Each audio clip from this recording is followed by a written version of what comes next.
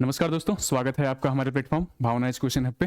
Friends, हमारे UPSC की previous year question की सीरीज चल रही थी, तो हम लोग 2020 का क्वेश्चन कर रहे हैं।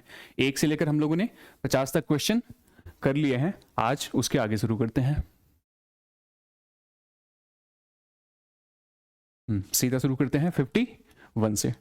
पहला है आपका 51 का, भारत में जो प्रत्यक्ष विदेशी निवेश है उसके संदर्भ में निम्नलिखित में से कौन कौन सी जो है उसकी प्रमुख विशेषताएं होती हैं। जो प्रत्यक्ष विदेशी निवेश होता है ना, ये यूपीएससी की थीम पहले भी बोल चुका हूं, और इसी से रिलेटेड शायद 2022 का क्वेश्चन था या फिर 23 का क्वेश्चन था। तो जो मैं हमेशा बोल रहा हूं ना कि आप लोग R&D किए रहोगे तो आगे वो आता ही है। तो 2020 में देखो FDI आया हुआ है, जस्ट इसके बाद आया था। आई थिंक हम लोगों ने 21 में किया होगा, उसमें था या फिर 22 में था। ठीक है, सो अब आगे भी आ सकता है। ये अच्छी खासी थीम है, FDI और FII जो होता है वो वाला। तो इसके बारे में पूरा आप लोग पढ़ लोगे। पूछ रहा है कि उसकी जो प्रमुख विशेषताएं होती हैं वो क्या क्या हैं। 4 ऑप्शन आपके पास हैं।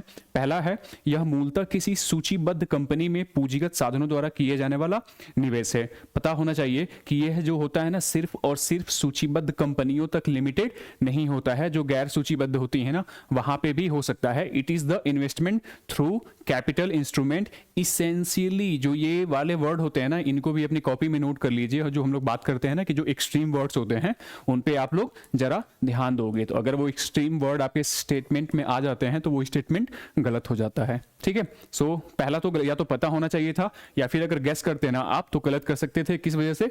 ये जो मूलतः दे रहा है ना, इसकी वजह से कुछ ज्यादा एक्सट्रीम बोल रहा था ये। ठीक है, तो पहला स्टेटमेंट यहां से गलत हो जाएगा। बशर्ते मुझे पता है ना आप लोगों को FDI पता होगा बिल्कुल क्या होता है। मेंस का टॉपिक है, PT में भी आता है, सो आप लोग बिल्कुल पढ़ते होगे इकोनॉमी में।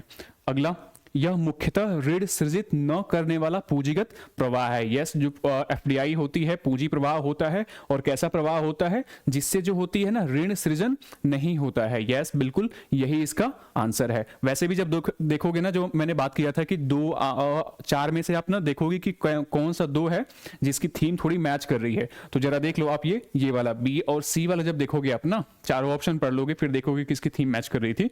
तो यहां तो मैं कर रहा हूं तो बता रहा हूं क्या करना होता है। C वाला, यह ऐसा निवेश है जिससे ऋण समाशोधन अपेक्षित होता है। It is the investment which involves debt servicing. ऐसा कुछ नहीं है, ऋण सृजन होता ही नहीं है। ठीक है, तो ये दोनों की जो थीम थी ना वो लगभग सेम सेम थी। तो या तो ये होता या तो ये होता, तो ये नहीं होता है। ठीक है, ऋण वापस करना आपको अपेक्षित नहीं होता है, वो उससे अपना जो लाभ होता है ना वो लेकर जाते हैं। डी वाला क्या है? यह विदेशी संस्थागत निवेशकों द्वारा सरकारी प्रतिभूतियों में किया जाने वाला निवेश है। बिल्कुल जो FDI का उल्टा होता है ना, वो वाली बात कर रहा है। क्योंकि जब हम लोग जब ये पढ़ते हैं ना तो डिफरेंस में पढ़ते हैं। जैसे जब आप FDI पढ़ोगे तो उसके साथ आप लोग क्या पढ़ते हो? FII भी पढ़ते हो। तो यस, तो FII जब पढ़ोगे ना तो ये FII के बारे में बात कर रहा है, ना कि FDI के बारे में। सो इसका आंसर है इजी, यह मुख्यतः ऋण सृजित न करने वाला पूंजीगत प्रवाह होता है। ठीक है, इजी क्वेश्चन है। एक बार फिर से अपना इसमें डेप्थ में अपनी नॉलेज चेक कर लोगे कि इसका क्या होता है। ठीक, सो इजी क्वेश्चन ना। ठीक, इकोनॉमी आपको हेल्प करेगी अच्छा खासा एज दिलाने में। ठीक है, बहुत लोगों का जो कॉन्सेप्ट होता है उतना क्लियर नहीं होता है। थोड़ा आप लोग टाइम लगा दोगे ना करंट में, थोड़ा स्टैटिक, तो काम बन जाएगा आपका। अगला, ये करंट अफेयर से कह सकते हो, थोड़ा कुछ तो वर्ड से हेल्प मिल सकता था। थोड़ा टफ पड़ सकता था आप लोगों के लिए अगर नहीं पढ़ा होता ऐसे तो। वर्तमान में भारत के अंतर्राष्ट्रीय व्यापार के संदर्भ में निम्नलिखित कथनों पर विचार करना था। ठीक है, अंतर्राष्ट्रीय व्यापार के बारे में पहला स्टेटमेंट क्या कह रहा है कि भारत के माल का जो निर्यात है वो माल के आयात से कम है। इंडिया का जो मर्केंडाइज एक्सपोर्ट है ना, are less than its merchandise imports. क्या बोल रहे हैं? हमारे यहाँ जो माल का निर्यात होता है, जो वस्तुओं का निर्यात होता है, माल के आयात से कम होता है। यस, यही रोने की बात है। हमारे यहाँ से हम लोग जितना एक्सपोर्ट नहीं करते हैं ना, उससे ज्यादा तो हम लोग माल मंगा लेते हैं। ठीक है, इसीलिए जो हमारा जो ये घाटा होता है ना वो वाला, वो इसकी वजह से होता है। तो ठीक है, पहला बिल्कुल सही बोल रहा था। ठीक है, जो पहला सही बोल रहा था तो ये आपका गायब हो जाएगा। ठीक, ठीक है, 1 2 और 1 और 3 4। भारत के लोहे व इस्पात रसायनों, उर्वरकों और मशीनों के आयात में हाल के वर्षों में कमी आई है। India's import of iron and steel, chemicals, fertilisers, तीन चीजों की बात कर रहा है, chemical, fertilisers and machinery have decrease in recent year. देखो जब ये बहुत ज्यादा अगर ट्रेंड की बात किया करे ना, आगे के लिए आप लोगों को गेस करने के लिए बता रहा हूं, एलिमिनेट करने के लिए बता रहा हूं, अगर जब कुछ बोले ना कि आगे ये कुछ सालों में ये जो डाटा है घटा है बढ़ा है, ठीक है, तो अगर ऐसे क्वेश्चन आते हैं तो एक बार थोड़ा सा आप लोग सतर्क होते हो, यहाँ पे थोड़ा सा एक बार सतर्क हो जाओगे, मे बी वो गलत हो सकता है, तो थोड़ा इसको स्टैंड बाई पे रखते हैं ना, चांसेस है गलत हो सकता है। तीसरा क्या है, भारत की सेवाओं का जो निर्यात है वो सेवाओं के आयात से अधिक है, बिल्कुल ये पढ़ते होगे, अगर ये आपको पता होगा तो ये भी पता होगा कि यही तो बात होती है कि हम लोग जो सेवाओं का जो निर्यात करते हैं ना वो सेवाओं के आयात से अधिक करते हैं, बिल्कुल सही है। हमारे यहां से पता होगा ना कि हम लोग सेवाओं के मामले में जो सर्विसेज हैं उसके मामले में हम लोग क्या है, हम लोग एज लिए हुए हैं, ठीक है। सो तीसरा बिल्कुल सही हो जाएगा, तो बस पहला सही था और फिर तीसरा सही था, तो आई थिंक इसका आंसर जो होगा 1, 3 एंड 4 हो जाएगा, ठीक है। भारत को कुल मिलाकर जो व्यापार या फिर चालू खाते का घाटा हो रहा है, ठीक है, तो ठीक है हो रहा है, बिल्कुल हो जाएगा ना। सो इसका आंसर क्या था, 1, 2, 4।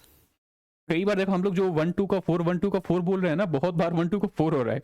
गेस कर सकते हो क्या इसको कि जहां ऑप्शन में 1, 2, 4 आए मार के चले आना। वैसे मजाक था ये, ऐसा कुछ आप नहीं करोगे, पूरा आप पढ़ोगे उसके बाद देखना क्या बन रहा है कॉम्बिनेशन। अब तो वैसे क्वेश्चन आ भी नहीं रहे हैं, केवल 1, केवल 1, केवल 2। ये करंट का क्वेश्चन था जो लिखा है ना कि कभी कभी समाचारों में पाया जाने वाला, अमूमन ऐसा होता नहीं कि वो समाचारों में इजीली दिख जाता है, बट ठीक है ये उस टाइम करंट में था। जो सोर्सेज मैंने आपको करंट के लिए बता रखे हैं ना, अगर आपने सुना होता तो यस ये था, ठीक है, West Texas intermediate. I think उस टाइम ना कोरोना के टाइम था, इसके जो प्राइसेस थे ना वो बढ़ गए थे या फिर घट गए थे, आई थिंक घट गए थे क्या, क्योंकि वो सब लॉकडाउन वगैरह लगा था, सो फिर इसकी डिमांड तो काफी कम हो गई थी, तो आई थिंक इसके प्राइसेस ना वो बिल्कुल वो गिर गए थे। सो किसका था, सोचना भी नहीं था, कच्चे तेल के बारे में बात कर रहा है कि जो वेस्ट टेक्सास इंटरमीडिएट है ना, निम्नलिखित में से किस एक पदार्थ की श्रेणी से संबंधित है, तो वो जो क्रूड ऑयल है ना उसका एक प्रकार होता है। और ऐसा नाम सुना होगा आप लोगों ने कि ब्रेंट की जो कीमत है इतने प्रति बैरल हो गई है, तो ब्रेंट वाला जो होता है ना एक वो कच्चा तेल वाला होता है, एक टेक्सास इंटरमीडिएट होता है, ठीक है। तो उस टाइम का ये करंट अफेयर था, न्यूज में था, ठीक है। बाकी एलिमिनेट करने के लिए क्या कर सकते थे आप, वेस्ट टेक्सास इंटरमीडिएट। यूरेनियम का नाम ऐसे थोड़ी होता है, दुर्लभ मृदा तत्व होते हैं उनका तो 1 वर्ड में नाम होता है ना, तो 2 आप लोग एलिमिनेट कर सकते थे। बुलियन का नाम मे भी हो सकता है, और या तो ए 50-50 पे था, गैस करना होता तो, अगर नहीं पढ़े हो तो इस हिसाब से गैस कर सकते थे, बाकी तो पता होना चाहिए था। अगर करंट अफेयर आपने अच्छे से किया होता है ना साल भर का, तो उस टाइम इजी क्वेश्चन था, मेरा सही था। भारतीय अर्थव्यवस्था के संदर्भ में निम्नलिखित में से कौन सा या कौन से गैर वित्तीय ऋण में सम्मिलित हैं। ये मेरा क्वेश्चन मैंने ऐसा छोड़ दिया था या फिर मेरा बिल्कुल गलत क्वेश्चन था, क्यों, क्योंकि ये गैर वित्तीय ऋण था ना, मुझे उस टाइम समझ में नहीं आया था कि ये पूछ क्या रहा है। In the context of the Indian economy non financial डेब्ट includes which of the following. Non financial डेब्ट, अभी इसके साथ यूपीएससी ने जब आंसर की रिलीज कर दिया है ना, तो इसका जो आंसर है 1, 2 एंड 3 है। मुझे बहुत ज्यादा हेल्प नहीं मिली थी, ठीक है, इसका मतलब क्या है मुझे उस टाइम तो बिल्कुल नहीं समझ में आया था। तो ये आप लोग नया टर्म है, तो आप लोग क्या करोगे, ये जो गैर वित्तीय ऋण होते हैं ना, एक बार गूगल कर लो इसको, गूगल कर लो कि इसका मतलब क्या होता है, क्योंकि नई चीज है, मे भी आगे रिपीट करने की संभावना अक्सर होती है, ठीक है। कुछ नया मिल रहा है क्या इसमें। क्रेडिट कार्ड के बारे में तो थोड़ा कुछ देख लोगे आप लोग। ये ट्रेजरी बिल्स जो होते हैं ना, इतना मुझे पता था कि ट्रेजरी बिल क्या होता है, बट ये नॉन फाइनेंशियल डेट होता है कि नहीं होता है, बहुत ज्यादा मुझे हेल्प नहीं मिली थी, ठीक। तो आप लोग ये ट्रेजरी बिल के बारे में देख लो कि ये हाँ ये जो होता है ना शॉर्ट टर्म लोन होता है, थोड़ा देख लोगे इसकी टाइम पीरियड होता है, कौन निकालता है कौन नहीं निकालता है, ठीक है। सो इसका आंसर क्या था, 1, 2, 3 था, सारे के सारे जो थे वो नॉन फाइनेंशियल डेट थे। 54 का डी, हाँ ठीक है। मेरे लिए टफ पड़ा था, मैंने उसको शायद स्किप कर दिया था या फिर मेरा गलत रहा होगा, आई थिंक स्किप कर दिया था। सारे क्वेश्चन आपको करने भी नहीं होते हैं, इतना याद रखिएगा आप लोग। ट्राई कीजिएगा आप लोग ना कि 90 ±5, ठीक है। बहुत पेपर गंदा अगर आ गया है, बिल्कुल हवा नहीं लग रही है, तो 85 तक, लेकिन 85 तो कम ही हो रहा है। ट्राई कीजिएगा 90 95 इतना तक, ठीक है। 5-6 क्वेश्चन ऐसे रहते हैं कि आपको सारे ऑप्शन में भी हेल्प नहीं मिल रही होगी, बिल्कुल यूनिक से आएगा, तो आप उसे छोड़ सकते हो, बाकी कुछ ना कुछ तो हेल्प कर ही देगा, एलिमिनेट हो जाता है 4 में से 2 तो। भारत में क्यों कुछ जो परमाणु रिएक्टर होते हैं वो IAEA, international atomic energy agency, something ऐसे करके है क्या, यही है, ठीक है। वह के सुरक्षा उपायों के IAEA सुरक्षा उपायों के अधीन रखे जाते हैं, जबकि अन्य जो होते हैं इसके अधीन नहीं रखे जाते हैं। देखो हम लोग सिंपल सी इस बॉडी को पढ़ते हैं, ये बॉडी कौन सी रिपोर्ट्स निकालती है वो पढ़ते हैं। हमारे यहाँ कौन कौन से जो अभी रिएक्टर है ना, परमाणु रिएक्टर हैं, वो अभी एक्टिव हैं, हम लोग उनको पढ़ते हैं, ठीक है। लेकिन बहुत ज्यादा इसके बारे में डेप्थ में हम लोग जाके तो पढ़ते नहीं है कि नहीं ये सब क्या होता है। तो क्वेश्चन तो आया था, छोड़ के आओगे नहीं। देखो ऐसे ही आपको पता होगा कि इसके बारे में कुछ जानते होगे, हो सकता है कि चारों ऑप्शन आपको पता नहीं होगा, फिर भी आप क्वेश्चन छोड़ोगे नहीं, वहां पे अटेम्प्ट करोगे। तो देख लो कैसे अटेम्प्ट करोगे। पहला क्या बोल रहा है, कुछ यूरेनियम का जो प्रयोग करते हैं और अन्य जो होते हैं वो थोरियम का प्रयोग करते हैं। कोई लॉजिक लग रहा है क्या कि कुछ मान लो परमाणु रिएक्टर होते हैं वहां यूरेनियम का यूज हो रहा है, कुछ जो परमाणु रिएक्टर है वहां पे थोरियम का यूज हो रहा है। तो इससे क्या लॉजिक बन रहा है कि जो IAEA है उनमें से एक का करेगा और एक का नहीं करेगा, ऐसा कुछ नहीं है ना। दोनों के दोनों जो है वो न्यूक्लियर फिजाइल मटेरियल हैं, तो अगर होगा तो फिर दोनों का तो करेगा ना, या दोनों का नहीं करेगा। तो पहला वाला बहुत लॉजिक नहीं बोल रहा था, ऐसे आप एलिमिनेट कर सकते थे, ठीक। दूसरा, कुछ आयातित यूरेनियम का उपयोग करते हैं और जो कुछ होते हैं वो अन्य घरेलू आपूर्ति का। Some use imported uranium and others use domestic supplies. पता नहीं, हो सकता है, नहीं भी हो सकता है, स्टैंड बाई पे रख सकते हो, ठीक है। तीसरा देखो, कुछ विदेशी उद्यमों द्वारा संचालित होते हैं और अन्य जो होते हैं घरेलू उद्यमों द्वारा संचालित होते हैं। यहाँ पे आप देख सकते थे कि जो कुछ होते हैं विदेशी उद्यमों द्वारा, हमारा ये जो परमाणु ऊर्जा संयंत्र होता है ना, काफी जो होता है वो स्ट्रेटेजिक वो होते हैं, इंस्टॉलेशन होते हैं ना, तो वो विदेशी उद्यमों द्वारा संचालित होते हैं। आप विदेशी इन्वेस्टमेंट वो करोगे क्या, FDI वगैरह, मुझे तो नहीं लगता ना। सो ये वाला भी ऑप्शन क्या आ सकते हो, इस थीम से काट सकते थे आप। डी वाला क्या बोल रहा है, कुछ सरकारी स्वामित्व वाले होते हैं, वो टोटल का टोटल सरकारी स्वामित्व होता ही है, ठीक है। आई डोंट थिंक इसमें कोई निजी वाले स्वामित्व होते भी हैं। इवन जो इसका जो खनन होता है ना, वो भी एक पब्लिक ओन वो है, कंपनी है, वो इन खनिजों का खनन करती है, ठीक है। तो आप पूरे के पूरे जो परमाणु रिएक्टर होते हैं वो निजी स्वामित्व में करोगे, लॉजिक तो बहुत ज्यादा नहीं कह रहा था। तो 3 आपके गलत हो सकते थे। चौथा वाला ना मे भी हो सकता था कि इंपोर्टेड अगर मंगा रहे हो ना, तो अगर आप मंगा रहे हो तो आप हो सकता है कि दोगे फिर इस वाली बॉडी को कि आओ भाई निरीक्षण कर लो कि हम लोग उसका कुछ मिसयूज तो नहीं कर रहे हैं। सो बोल सकते थे, थोड़ा ट्रिकी क्वेश्चन था, लॉजिक लगता तो 1-2 स्टेटमेंट यहां से इजीली एलिमिनेट हो रहा था, फिर मामला 50-50 आप लोगों का हो सकता था, ठीक है। आई थिंक ये मेरा क्वेश्चन सही था क्या, सही रहा होगा, ठीक है। क्वेश्चन तो थोड़ा था, लेकिन अब फिर आप क्या करोगे, जो जितने भी ये वाले है ना आपके न्यूक्लियर से रिलेटेड जो कुछ भी है, जितना मैंने बोल दिया, इस बॉडी को देख लोगे, ये बॉडी कौन सा रिपोर्ट लाती है वो देख लोगे आप लोग। फिर इससे न्यूक्लियर के बारे में जो कुछ भी है, जैसे आप लोगों ने नाम सुना होगा न्यूक्लियर सप्लायर ग्रुप NSG, उसके बारे में देख लोगे। भारत उसका सदस्य नहीं है, ठीक है। और इसके अलावा और क्या क्या है, जो कुछ भी है आप लोग जरा देख लोगे इसके बारे में, जो कुछ आया हुआ है, ठीक है। भारत में संयंत्र कौन कौन से हैं, भारत की कौन सी बॉडी जो होती है वो इस फील्ड में काम करती है, वो खनन वाला भी देख लोगे। अगर ऐसा किया होता ना तो आगे क्वेश्चन आया हुआ था, ठीक है, कि जो इसका जो खनन होता है सिर्फ और सिर्फ एक पब्लिक ओन बॉडी करती है। ये उसमें फिर पूछा था कि थोरियम कहाँ पाया जाता है, कहाँ कहाँ, क्वेश्चन आता है, थीम रिपीट होती कह सकते हो। और ये काफी इंपॉर्टेंट थीम है ना, तो हम लोग पढ़ते भी हैं इसको, ज्योग्राफी का है, ठीक है। सो कह सकते हो थोड़ा टफ थोड़ा इजी। ये क्वेश्चन 56 का थीम रिपीट हुई है। व्यापार संबंधित निवेश उपायों जो ट्रिम्स होते हैं के संदर्भ में निम्नलिखित कथनों पे विचार कीजिए। देखिए आप लोग ना ये नाम सुना होगा, एक ट्रिम्स सुना होगा और अगला ट्रिप्स सुना होगा। जब ट्रिप्स पीस, जब आप लोग ना WTO का पूरा पढ़ते हो ना, WTO, उससे पहले वाली बॉडी कौन थी इसका, जो गैट था ना, general agreement on tariff and जो भी था, general agreement of trade and tariff करके था बॉडी, ठीक है। तो ये जो पूरी के पूरी ना एक ही थीम है, ठीक है। तो जब WA का विकास पढ़ते हो तो वहां आपको ट्रिप्स और ट्रिम्स दिखाई देता है, तो वो वहां से क्वेश्चन था, ठीक। पहला स्टेटमेंट है, जो विदेशी निवेशकों द्वारा किए जाने वाले आयात पर परिमाणात्मक निर्बंधन निषिद्ध होते हैं। क्या बोला है कि जो क्वांटिटेटिव रिस्ट्रिक्शंस होता है on imports by foreign investors are prohibited. जो क्वांटिटेटिव रिस्ट्रिक्शंस होते हैं प्रोहिबिटेड होते हैं। पता नहीं आप लोग समझ पा रहे हो कि नहीं समझ पा रहे हो। मामला WTO से है ना, और WTO का पूरा काम क्या होता है कि वो ना ट्रेड को फैसिलिटेट करता है, कि 2 देशों के बीच में, सिर्फ 2 ही देशों के बीच में नहीं, ऑल ओवर द वर्ल्ड जो ट्रेड होना चाहिए ना वो फ्री एंड फेयर होना चाहिए जहां तक इसका लक्ष्य होता है। तो क्या बोल रहा है, जो क्वांटिटेटिव रिस्ट्रिक्शन होता है, जो आप मात्रात्मक या परिमाणात्मक निर्बंधन लगाते हो, वो क्या होता है, बैन होता है। तो यस, इसके तहत बैन होता है। आप ना वो क्वांटिटेटिव रिस्ट्रिक्शंस नहीं लगा सकते हो, ठीक है। तो थोड़ा गेस कर सकते थे कि हाँ होना चाहिए, नहीं होता तो मे बी आप स्टैंड बाय पे रख सकते थे, ठीक है। सो करने का तरीका तो ये था, नहीं होगा तो आप लोग WTA से रिलेटेड ये जितना कुछ अभी बोल गया ना मैं, ये ट्रेप्स, ट्रिम्स, WTO, गैट जो उर्ग्वेदोर की वार्ताएं पूरा निपटा लोगे आप लोग। दूसरा, ये वस्तुओं एवं सेवाओं दोनों के व्यापार से संबंधित निवेश उपायों पर लागू होते हैं।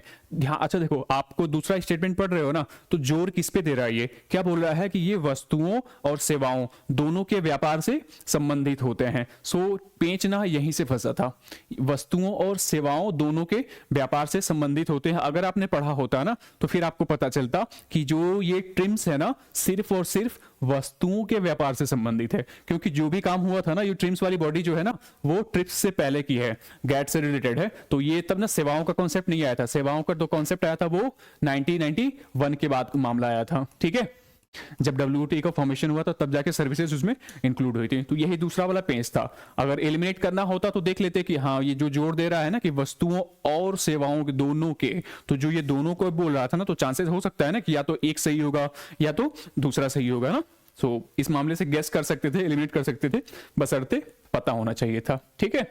नहीं पता तो अब जितना भी बोल गया ना वो आप लोग सारा निपटा लोगे। तो इसका आंसर क्या बच रहा है, 2 खत्म हुआ। दूसरा वाला था पहला अगर आपको टफ पड़ता ना तो सिर्फ दूसरा आपको पता होता तो फिर काम बन जाता था।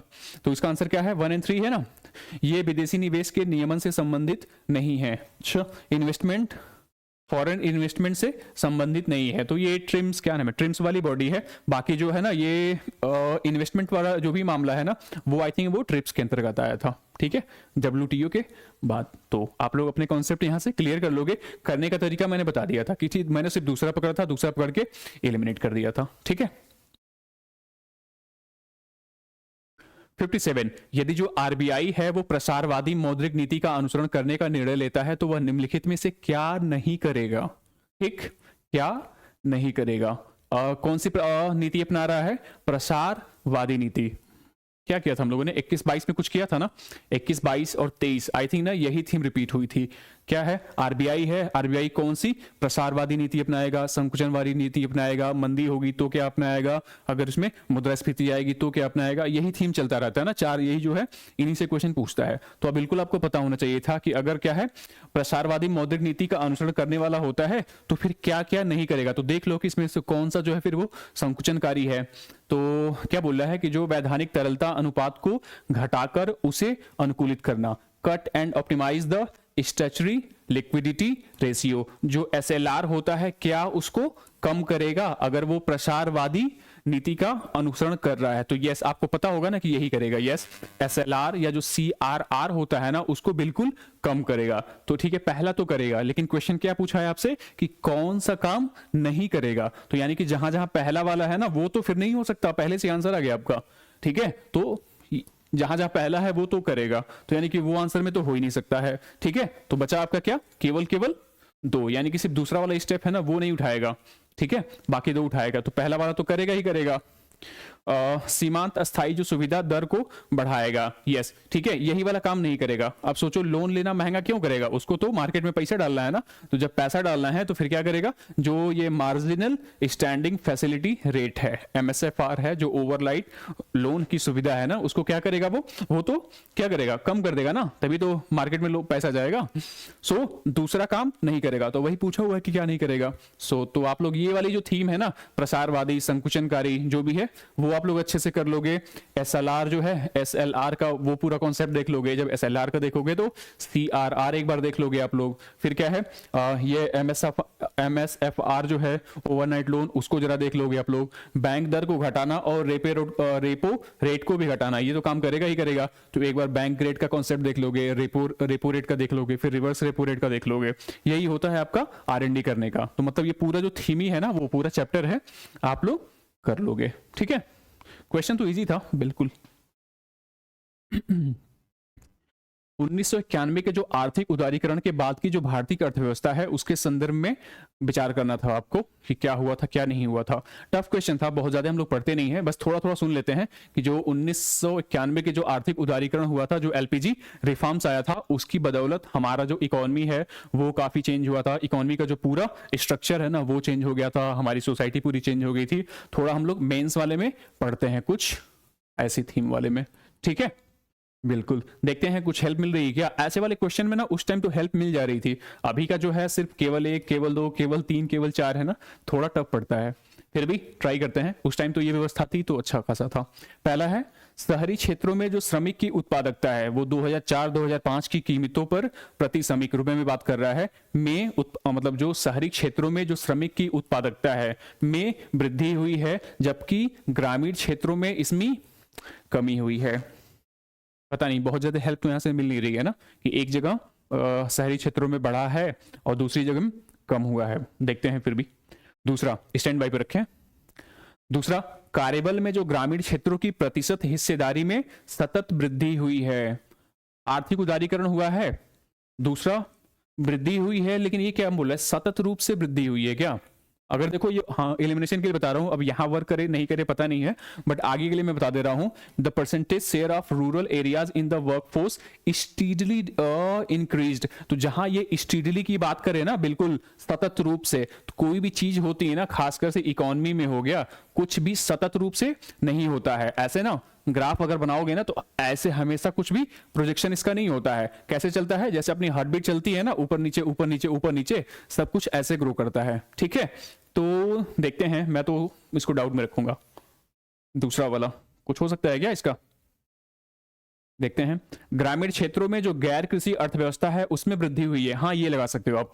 आपने भी नोटिस किया होगा ना क्या कि 1991 का जब रिफॉर्म हुआ है ना, उसके बाद से जो ग्रामीण क्षेत्र में है ना, तो ग्रामीण क्षेत्रों के लोग हैं ना वो कृषि को छोड़ के दूसरी अर्थव्यवस्थाओं को अपना रहे हैं, मतलब दूसरे व्यवसायों को अपना रहे हैं। तो आप इसको गैस कर सकते थे कि हाँ ये तो होना ही चाहिए पक्का। तो मतलब आपका 2 ऑप्शन तो वैसे भी कट ही गया है, ठीक है। सो 3 कॉमन ही था, मतलब 3 तो बाय डिफॉल्ट भी ऐसे भी सही होना था। और गैस के लिए बता सकते थे ना कि मतलब इन तीनों में से सबसे ज्यादा जो अपील कर रहा है ना मुझे, तो ये कर रहा है, तो तीसरा हो गया। चौथा, ग्रामीण रोजगार की वृद्धि दर में कमी आई है। अब देख लो, या तो 50-50 का मामला फंसा है भाई, ठीक है, 50-50 का मामला फंसा है, या तो आपका केवल बी हो जाएगा या तो सी हो जाएगा। तो अब आपकी श्रद्धा है, ठीक है, आपका नसीब जाने। 50-50 में मार सकते थे, वहां पे मार सकते थे, करने का तरीका बिल्कुल ऐसे ही है, ठीक है। आप लोगों को वर्ड भी पकड़ लेना है तो आपने पकड़ भी लिया होगा, ठीक है। तो आंसर इसका क्या है, आई थिंक 3 और 4 है क्या, बी इसका आंसर। 58 का आंसर है भाई ये वाला बी, ठीक है। तो आप देख लो ना कि हम लोगों ने कैसे इस वाले को बोला है कि चांसेस है कि सही हो जाएगा, इस वाले को पढ़ा है कि कैसे गलत हो जाएगा। ये वाला आप लोग पढ़ लीजिएगा, ये अभी तक हम लोगों ने जितना एलिमिनेशन की बात की है ना उसमें अभी ये वाला नया है, ठीक है। यूपीएससी का ऐसा ट्रेंड रहा है कि अगर जब कुछ भी बात करें ना कि सतत रूप से वृद्धि हुई है, सतत रूप से कमी आई है, तो चांसेस होते हैं ना कि गलत हुआ है, क्योंकि कुछ भी जो होता है सतत नहीं होता है। एटलीस्ट इकोनॉमी में बहुत उठापटक होती है ना, और हमारी जो पूंजीवादी अर्थव्यवस्थाएं होती हैं, आपको भी आप लोगों ने पढ़ा होगा ना कि ऐसे ही चलती हैं। एक बार उनमें बूम आता है, फिर वो बर्स्ट करती हैं, फिर बूम आता है, फिर बर्स्ट करती हैं, ठीक है। सो ये था, ठीक। एक बार ये थीम देख लोगे, 1991 वाला जो भी मामला है आपका ना रिफॉर्म का, एक बार देख लो कि उसमें क्या हुआ था, ये रिफॉर्म क्यों लाया गया था, उसके बाद इकोनॉमी में हमारे चेंजेस क्या हुए हैं। और अगर मामला ये जो था ना इकोनॉमिक सर्वे, तो इकोनॉमिक सर्वे में कुछ अगर डाटा निकल के आता है तो एक बार उसको आप लोग देख लोगे आपके इकोनॉमिक सर्वे एंड बजट में। आई थिंक आने वाला है क्या, कल परसों में। अगला 59 का रिपीट थी मैं। कृषि क्षेत्र को अल्पकालीन साख प्रदान करने के संदर्भ में जिला केंद्रीय सहकारी जो बैंक होते हैं, डिस्ट्रिक्ट सेंट्रल कोऑपरेटिव बैंक्स होते हैं, अनुसूचित वाणिज्यिक बैंकों एवं क्षेत्रीय बैंक ग्रामीण बैंकों की तुलना में अधिक ऋण देते हैं। पता है ये ना बिल्कुल रिपीट है, बिल्कुल रिपीट है। आई थिंक 17, 18, 16 जो भी होगा आप लोग देख लीजिएगा। एक बार ये बिल्कुल सीधा क्वेश्चन पूछ चुका था, ऐसे पूछा था ना कि जो भारतीय ग्रामीण क्षेत्र होते हैं उनमें निम्न में से जो कौन सा बैंक होते हैं ना, कौन से से बॉडी होती है वो सबसे ज्यादा जो होती है वो लोन प्रोवाइड करती है, और बिल्कुल ABCD करके था, और वहां आपका आंसर ये वाला था। तो सोचो आपने PYQ पे R&D किया होता ना, तो आपको एटलीस्ट पहला स्टेटमेंट तो बिल्कुल पता चल जाता कि हमारे यहाँ जो लोन देने का काम होता है ग्रामीण क्षेत्रों को, तो वो सबसे ज्यादा कौन करते हैं, तो जो शेड्यूल कमर्शियल बैंक्स होते हैं ना, SCB होते हैं आपके, वो करते हैं। आई थिंक ना 79 to 80% जो कृषि ऋण होता है, कृषि क्षेत्र को जो ऋण मिलता है वो कहां से आता है, जो हमारे शेड्यूल कमर्शियल बैंक होते हैं ना, वो देते हैं। तो पक्का आपका पहला तो गलत हो जाएगा। ठीक, अगला जो वही है आपकी DCCB है, डिस्ट्रिक्ट सेंट्रल कोऑपरेटिव बैंक्स हैं, का एक सबसे प्रमुख कार्य जो होता है वो प्राथमिक कृषि साख समितियों को निधि उपलब्ध कराना है। अगर आप लोग पीछे 3 साल के मेरे वीडियोस देख रहे होगे ना, तो जहां मैं बोल रहा हूं ना कि वन ऑफ द बोल रहा है, जहां पे ये स्टेटमेंट आ रही है ना कि one of the important function, ठीक है, एक जो प्रमुख कार्य है, बहुत सारे काम है उनमें से एक। तो जो ये वाली लैंग्वेज होती है ना, बड़ी मॉडरेट होती है, और जहां मॉडरेट बोलेगा ना उसके सही होने के चांसेस क्या होते हैं, बढ़ जाते हैं। ठीक है, सो क्या हो जाएगा, दूसरा सही हो जाएगा। सो इसका आंसर क्या हो जाएगा, इसका आंसर हो जाएगा B। ठीक, समझ में आया। तो यहां से देखो कुछ नए टर्म्स मिल रहे हैं आप लोगों के लिए, थीम मिल रही है, तो आप लोग थीम पढ़ लोगे। कोऑपरेटिव बैंक्स के बारे में बोल रहा है ना, तो एक बार पूरा का पूरा ये कोऑपरेटिव बैंक्स होते हैं ना, इनका निर्माण कब हुआ था, इनका निर्माण कैसे होता है, इनको रेगुलेट कौन करता है। आई थिंक इसे पूछा हुआ है ना कि आगे कौन रेगुलेट करता है, RBI का दिया हुआ था, फिर वो आगे चल के गलत हुआ। तो देखो थीम कितनी रिपीट करती है ना, एटलीस्ट 10-15 क्वेश्चन में आप लोग बिल्कुल वो थीम रिपीट होती है, आराम से कर सकते हो। तो आपका जो वो है ना लक्ष्मण रेखा कितनी है, आप लोगों के मार्क्स 70 आ रहे हैं, कट ऑफ आपकी 85-80 जा रही है, तो 15 क्वेश्चन मतलब 90-100 पहुंच जाओगे आप लोग। ठीक है, तो ये वाला प्लीज कर लेना, आप लोगों के इजी रहेगा। ठीक, तो आप लोग ये तो कोऑपरेटिव बैंक्स के बारे में देख लोगे, आप लोग शेड्यूल कमर्शियल बैंक्स के बारे में देख लोगे पूरा का पूरा। जो ये पैक्स होती है ना, प्राथमिक कृषि साख समितियां जो होती हैं, प्राइमरी एग्रीकल्चर क्रेडिट सोसाइटीज, इनके बारे में पूरा का पूरा देख लोगे तो हो जाएगा आपका काम। ठीक, 60 वाला क्वेश्चन है, भारत में किसी व्यक्ति के साइबर बीमा कराने पर निधि की हानि की भरपाई एवं अन्य लाभों के अतिरिक्त सामान्यतः निम्नलिखित में से कौन कौन से लाभ दिए जाते हैं। ये उस टाइम मुझे बहुत हवा नहीं लगी थी, क्योंकि चारों ऑप्शन ना देखो, ये हम लोग क्या बोलते हैं, साइबर बीमा एक तो पढ़ नहीं रखा था, पहली बात तो ऑनेस्टली बता रहा हूं, और मुझे ना चारों में से बहुत वहां हेल्प नहीं मिली थी, तो या तो मैंने छोड़ दिया होगा, छोड़ा तो नहीं होगा, क्योंकि ऐसे क्वेश्चन होते हैं ना छोड़ने वाले नहीं होते हैं। चारों में से पढ़ोगे, कुछ आपको हेल्प करेगा, एलिमिनेट करोगे, 50-50 बचोगे, ट्राई करना, क्या पता सही हो जाए। तो ऐसे क्वेश्चन छोड़ने वाले नहीं होते, छोड़ने वाले वही होते हैं ना जो बिल्कुल सिर्फ एक वर्ड लिख देते हैं 4, फिर करो उसी में से, वो वाले थोड़े मुझे टफ पड़ते हैं, बाकी ये वाले तो इजी पड़ते हैं। तो क्या है, साइबर बीमा कराने पर निधि की हानि की भरपाई एवं अन्य लाभों के अतिरिक्त क्या क्या मिलता है। तो देखो पहला है, अगर आपने साइबर बीमा करा रखा है तो यदि कोई मालवेयर कंप्यूटर तक उसकी पहुंच बाधित कर देता है, ठीक है, अटैक हो गया है आप पे, तो कंप्यूटर प्रणाली को पुनः प्रचालित करने में लगने वाली जो लागत होती है, क्या वो साइबर बीमा से मिलती है। कंप्यूटर प्रणाली को पुनः प्रचालित करने की जो लागत आएगी वो आप मिलेगी, आई डोंट नो, देखते हैं। यदि यह प्रमाणित हो जाता है कि किसी शरारती तत्व द्वारा जानबूझकर कंप्यूटर को नुकसान पहुंचाया गया है, ठीक है, तो नए कंप्यूटर की लागत आपसे वसूली जाएगी क्या, नए कंप्यूटर की लागत, पता नहीं। यदि साइबर बलात् ग्रहण होता है तो इस हानि को न्यूनतम करने के लिए विशेषज्ञ परामर्शदाता की सेवाएं लेने पर जो लगने वाली लागत है मिल सकती है। यदि कोई तीसरा पक्ष मुकदमा दायर करता है तो न्यायालय में बचाव करने में लगने वाली लागत, ऑनेस्टली बोल रहा हूं, देखो बहुत ज्यादा मुझे हेल्प वहां नहीं मिल रही थी, ठीक है। अभी आंसर देखा है ना, तो देखो लग रहा है कि जो ये नए कंप्यूटर है ना, नए कंप्यूटर की लागत शायद नहीं मिलती है ना, कि ऐसा नहीं है कि आप में मान लो साइबर अटैक हो जाता है और किसी आदमी ने प्रमाणित हो जाता है कि किसी ने किया है, ठीक है, तो ऐसा नहीं है कि आप बिल्कुल 1 साल पुराना था तो फिर नया वाला आप उसके बाद ले आओगे कोई कंप्यूटर, ठीक है, HP या डेल का। सो दूसरा एलिमिनेट कर सकते थे तो आंसर आता 1, 3, 4, लेकिन ठीक है, ये तो मैं बस ऐसे कर रहा ना, नहीं होता, मुझे टफ पड़ा था तो मुझे नहीं लगता फिर एकदम बहुत ज्यादा हेल्प मिल रही होगी कहीं से, या फिर आप लोग देखिए कि अब इतना पढ़ चुके हैं ना, तो आप लोग अब ट्राई करो क्या कहीं से हेल्प मिल रही थी क्या।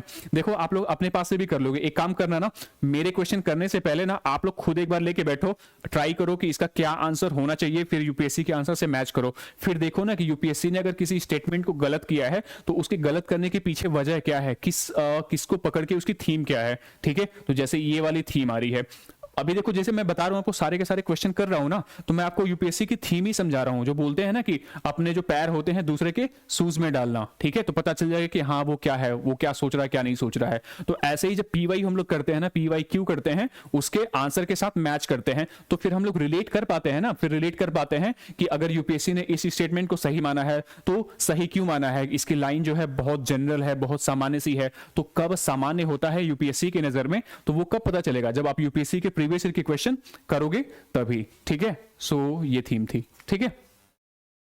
तो ये तो उस टाइम मुझे टफ पड़ा था ना, तो मैंने स्किप कर दिया था। ये वाला क्वेश्चन इजी था। भारत में निम्नलिखित में से जो किन्हें है कृषि में सार्वजनिक निवेश माना जा सकता है, सार्वजनिक निवेश माना जा सकता है। ये जो आपके 6 ऑप्शन है ना, एक बार देखोगे आप लोगों को खुद हेल्प मिलेगा, और ये जो कॉम्बिनेशन बना है आपको हेल्प कर देगा। जैसे पहला क्या बोल रहा है, कृषि में सार्वजनिक निवेश, ठीक है, कुछ अच्छा ही बोल रहा है ना, ये पॉजिटिव पॉइंट्स हैं। तो देखो कुछ हेल्प की बात कर रहा है, सार्वजनिक निवेश की बात कर रहा है। पहला, सभी फसलों के कृषि उत्पाद के लिए जो न्यूनतम समर्थन मूल्य निर्धारित करना।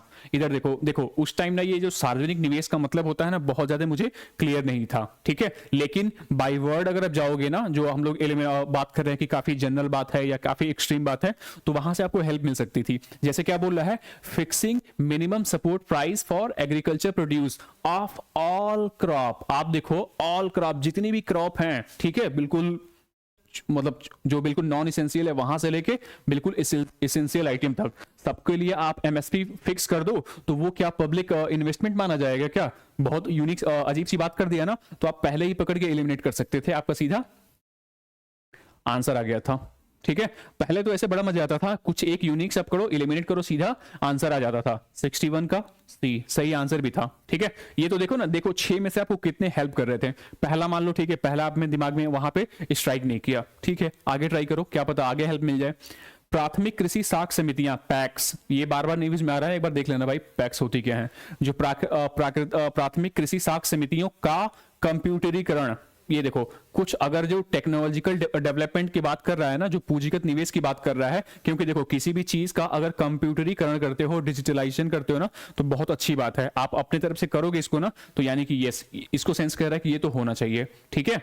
तो दूसरा देख सकते हो कि दूसरा किस में है, दूसरा बस बी वाले में नहीं, तो बी वाला आंसर मतलब दूसरे ऑप्शन से बस एक ऑप्शन एलिमिनेट हो रहा है। तीसरा, सामाजिक पूंजी का विकास, अच्छा बोल रहा है ना कि हाँ ये भी कोई पॉजिटिव चीज ही बोल रही है, आप इन्वेस्ट इसमें करना चाहोगे तो ये पब्लिक इन्वेस्ट सरकार भी इसमें करना ही चाहेगी। सामाजिक पूंजी विकास का मतलब क्या हुआ कि जो आपके लोग हैं ना, जो सोसाइटी है, उनके कौशल में विकास करना, उनके बीच में थोड़ी सी बॉन्डिंग बढ़ाना, यही होता है आपका सोशल कैपिटल डेवलपमेंट, ठीक है। नाम से भी लग रहा है बड़ा पॉजिटिव है, ठीक है। तो दूसरा आपका हो जाएगा, 2-3 तो होगा, तो 2-3 का कॉम्बिनेशन कहां बन रहा है भाई?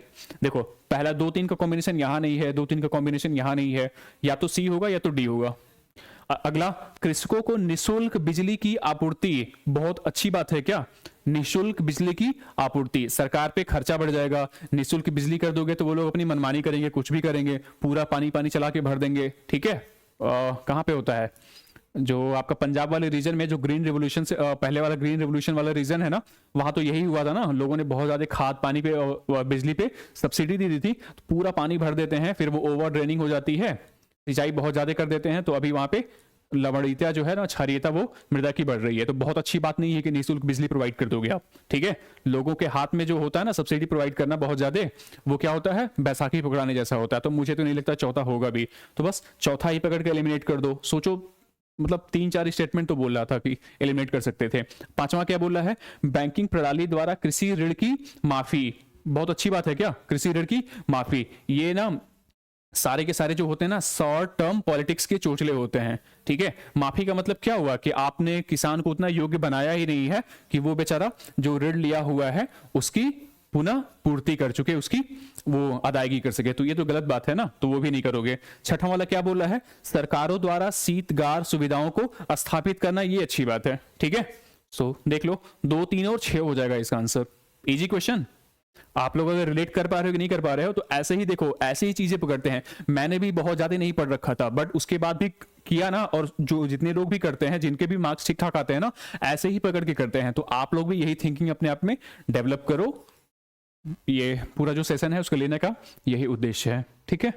सो इसका आंसर 2, 3 एंड 6। 62, भारत के फर्म के इंटरेस्ट कवरेज रेशियो पद का क्या महत्व है? समझ पा रहे हो आप लोग? इंटरेस्ट कवरेज रेशियो, किसी रेशियो की बात कर रहा है, साथ में इंटरेस्ट की बात कर रहा है। अगर समझ रखा है तो बहुत अच्छी बात है, नहीं समझ रखा है ना तो देखते हैं। जैसे देखो क्या बोला है, इंटरेस्ट कवरेज रेशियो, तो मतलब इंटरेस्ट को कवर करने वाला कुछ रेशियो की बात कर रहा है ना। वर्ड पकड़ो भाई, ऐसे ही होगा, नहीं पकड़ पाओगे तो थोड़ा वर्ड से जाओ, करना तो आपको क्वेश्चन है, ठीक है।